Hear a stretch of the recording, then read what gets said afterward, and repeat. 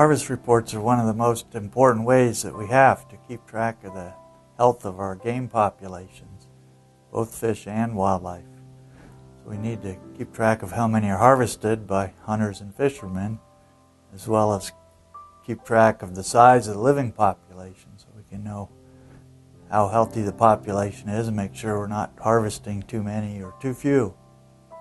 In the 1950s, we had check stations all over the place, lots of check stations for staff to check hunters.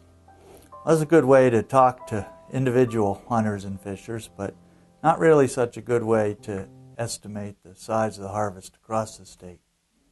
As time went on, we've evolved other programs that include phone call surveys, calling out to a large number of hunters and anglers. And now most of our surveys are questionnaires that we mail out to the hunters and fishers, have them fill out and return them, and then call anybody who doesn't turn them in. Well, we've been calculating the harvest estimates back from the earlier days of computing back into the 60s. In the 1970s, the department had a mainframe computer, a Honeywell, that was used then to do the harvest estimates. So I brought along a notebook that shows the harvest estimates calculated from 1968, where they're printed on the mainframe and typed on a typewriter in a great big old notebook. Now we could probably have all that information, look at it on our iPhones. We usually get about 160,000 reports in. Sometimes they're coming in 2,000 to 3,000 reports a day. We send out 100,000 reminders in November, and then we call 50,000 hunters later on who haven't yet turned in their reports.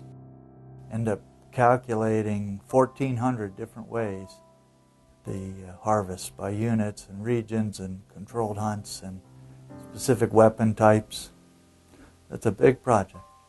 Wildlife managers use this information to set the next year's seasons and make any changes to regulations and monitor the populations, comparing the harvest to the information we have about the living population. Many hunters use the information to decide which controlled hunts to apply for the next year and where they want to be hunting in the next year. So I'm personally responsible for the wildlife side, and we have another team that does the fisheries side.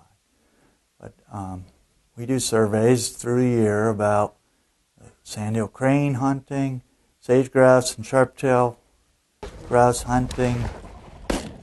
Nice shot. You got it. Waterfowl and upland game birds, snow geese in the late season, spring and fall turkey seasons, deer and elk and pronghorn, and